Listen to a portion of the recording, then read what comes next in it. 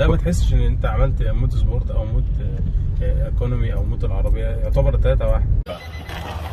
أعزائي المشاهدين، المثبت اللي اتكلمنا عليه اللي المودات بتاعته كلها زي بعضيها، انا قلت قبل كده ان انا ركبت المثبت دوت في عربيه صني، وها هي العربيه الصني. مشكله في المثبت انه المودات بتاعته زي بعضها، دي حاجه. الحاجه الثانيه انه في برجله بتحصل في العربيه، فصاحب العربيه جالنا عشان يبدل المثبت بالمثبت القديم، كبينه كتير ومفيش حد اشتكى منه، انما المثبت الجديد دوت هو اللي كان في القصه. هنركب المثبت الجديد بدل المثبت القديم اللي احنا فكناه، وهنطلع نجرب. وعايز اوريكم برضه دي الشاشه بتاعته اهي، تمام.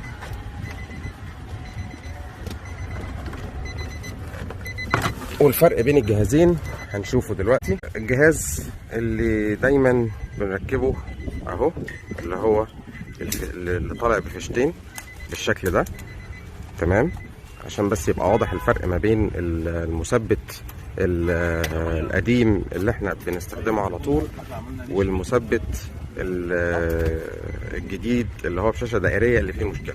عشان في ناس قالوا في القصه ديت انه لا، ما هو الجهازين واحد، ما هو جهاز واحد بس في اختلاف في الشاشه. لا، ده الجهاز اهوت، وهوريكم الجهاز التاني عامل ازاي. المثبت اللي بشاشه مدوره وواضح الفرق طبعا. ده بص الفيشه بتاعته دي، في المخرج بتاعه فيشه واحده طالعه اهي، لكن طبعا وليه فلاشه من الظهر.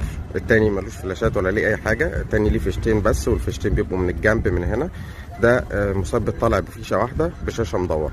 ده الفرق ما بين الاتنين، ده الفرق ما بين الاتنين، عشان بس نبقى فاهمين الفرق عامل ازاي ونبقى عارفين الدنيا ماشيه ازاي. ده جهاز وده جهاز مختلف تماما. الجهاز ده بيبقى فيه مسامير زي ما احنا شايفين، الجهاز التاني ما فيهوش مسامير خالص، تقفل بلاستيك كله.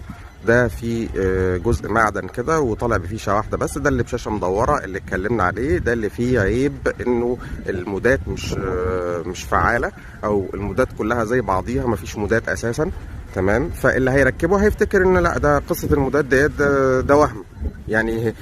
زي ما بعض الناس طلعت قالت ده المودات دي وهم يعني، مفيش حاجه اسمها مودات، وده كلام بيضحكوا بيه على الناس. لا، الفكره بس ان المثبت ده هو اللي بيضحك بيه على الناس، لكن المثبت الاصلي القديم اللي احنا بنركبه المودات بتاعته فعاله فعلا وشغاله. وكل الناس اللي ركبت المثبت القديم الاصلي اللي احنا بنشتغل بيه قالوا فعلا في فرق في المودات واضح جدا وظاهر لاي حد يجربه ويسوق.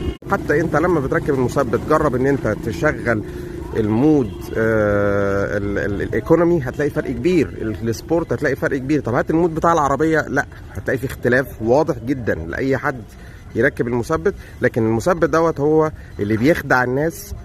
طبعا لله احنا اول مره نجيب المثبت دوت واخر مره يعني.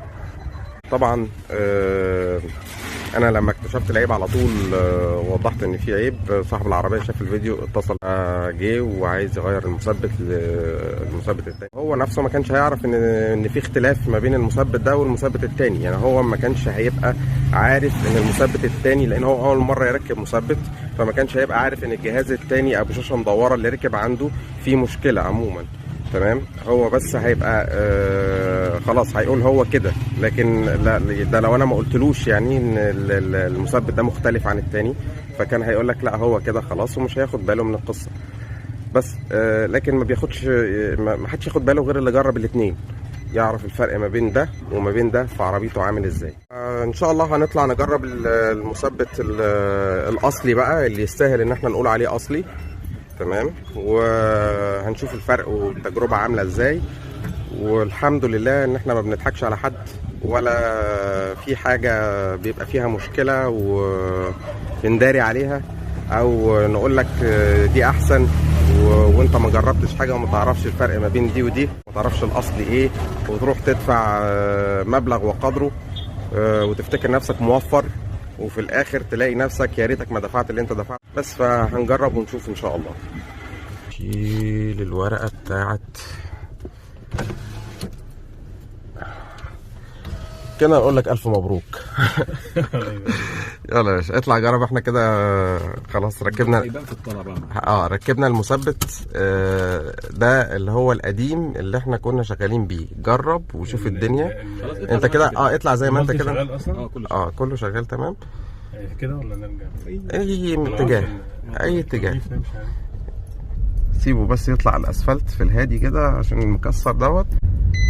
ده الحزام ده الحزام. نحافظه من المره اللي فاتت خلاص.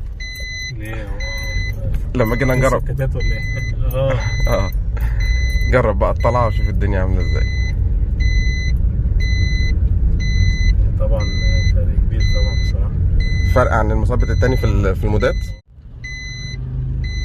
هاتوا كده على المود العادي بتاع العربيه. هو ده فوق، في واحده فوق كمان تحت بتاع العربيه اللي هو مفيش حاجه. مفيش حاجه. مفيش حاجه ده بالظبط. امشي بيه كده يعني، حاول تسحب بيه، دوس. تمام. ده الوضع الطبيعي بتاع العربيه. هات سبورت 3 بس. طبعا سحب. في فرق في السحب معاك؟ طبعا فرق كتير يعني. طيب المثبت اللي فات بقى اللي بشاشه مدوره، كان في المودات كانت فيها فرق في السحب برضه؟ لا ما كانش فيه فرق في السحب، كان كله زي بعضيه. بالظبط. الدنيا سايحه على بعضها.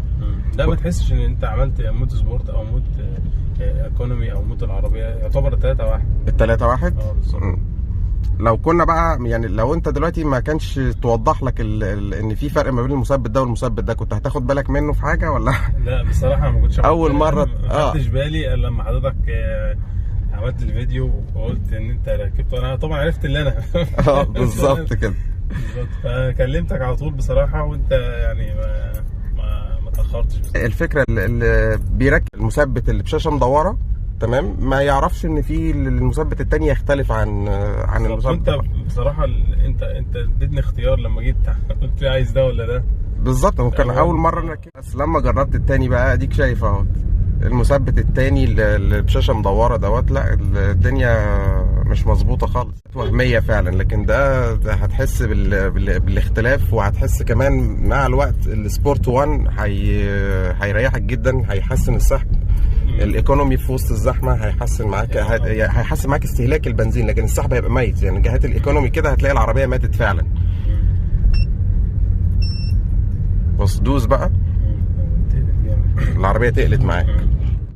ده المثبت الشاشه المستطيله، انما الشاشه المدوره مش نفس الجهاز. زي ما وريتكم الفرق ما بين الجهاز ده والجهاز ده، الجهازين مختلفين تماما. الجهاز اللي بشاشه مدوره ده المودات بتاعته مودات وهميه، مفيش حاجه اسمها مودات في المثبت اللي اتقال لكم انها وهميه. ده فعلا كلام حقيقي، بس ده مش هو المثبت اللي احنا بنركبه بقالنا فتره بنركبه. كان في المودات المثبت ده عليه ضمان سنه تمام. فانت لو طلع معاك اي مشكله في اي قطعه في المثبت دوت بغيرها لك بدون نقاش. احنا الضمان بتاعنا ضمان حقيقي مش ضمان وهمي يعني. ده محدد السرعه بالظبط. ستارت ايه؟ لتحت على السرعه بيبدا كده 30 كده خلاص كده بقى السرعه. ممكن ترفع الليمت لفوق بقى. بنزين لما يوصل 45 هيقفل معاك السرعه، بس مهما دوست بقى خلاص. ده الليمتر كده. الليمتر بقى الغيه، هات السبورت 3 وجربه تاني. شايف الطلعه عامله ازاي؟ فرق الطلعه والسحب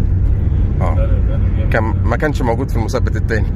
معاك سنه من تاريخ التركيب ضمان على المثبت. انا بصراحه طول ما انت موجود بامانه حبيبي حبيبي ربنا يبارك فيك. عشان اي حاجه والله تحت امرك.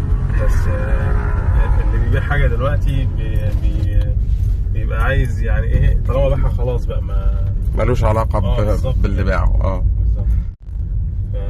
فكونك تهتم بالموضوع امانه منك يعني. ربنا يبارك فيك.